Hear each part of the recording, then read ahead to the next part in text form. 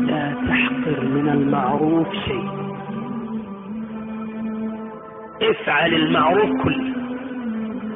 اي معروف تعرفه اعرف افعل، اي معروف تعرفه افعل. وجدت علبة في الطريق تؤذي الناس امطها، يمكن وجدت واحد يريد ان توصله اوصله، يمكن وجدت انسان مكروب فرج عنه، وجدت انسان يحتاج منك ان تبتسم في وجهه ابتسم، وجدت انسان تستطيع ان تشفع له اشفع. ركعتين في الضحى لا تحسب انها هينة.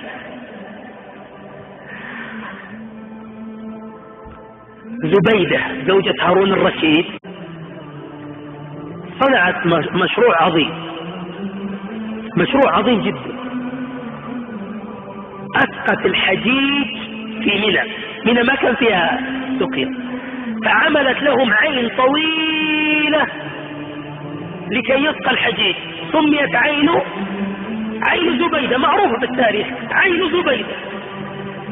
ماتت زبيدة، رؤيت زبيدة رحمه الله في المنام،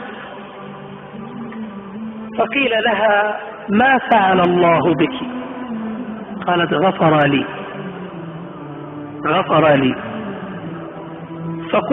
فقيل لها بالعين التي عملتيها؟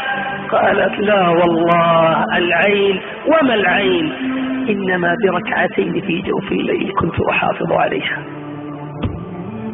شوف حاجة ما تتوقع، ركعتين في جوف الليل.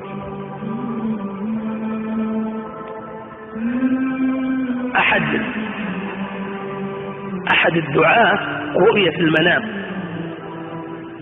وهو داعية ومعروف، فقيل له ما فعل الله بك؟ فضحك قال فوق هكذا.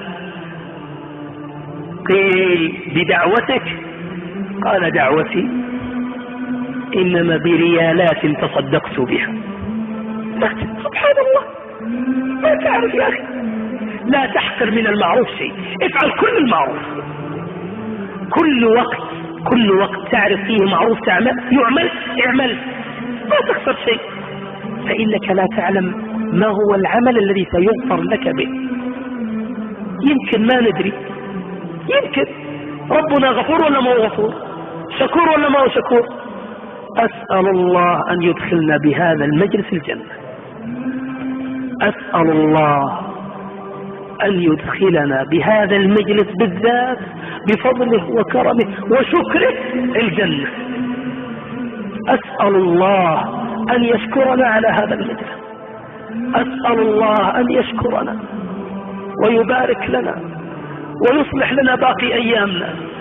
أسأل الله أن يثبتنا على السنة ويحببنا في السنة ويعيننا على نشر السنة ويرزقنا العمل بالعلم. قولوا آمين. اللهم إنا نشكرك أن فقهتنا في أسمائك، فزدنا فقها وعلما وعملا يا رب العالمين. وصلوا على نبيكم عليه الصلاة والسلام.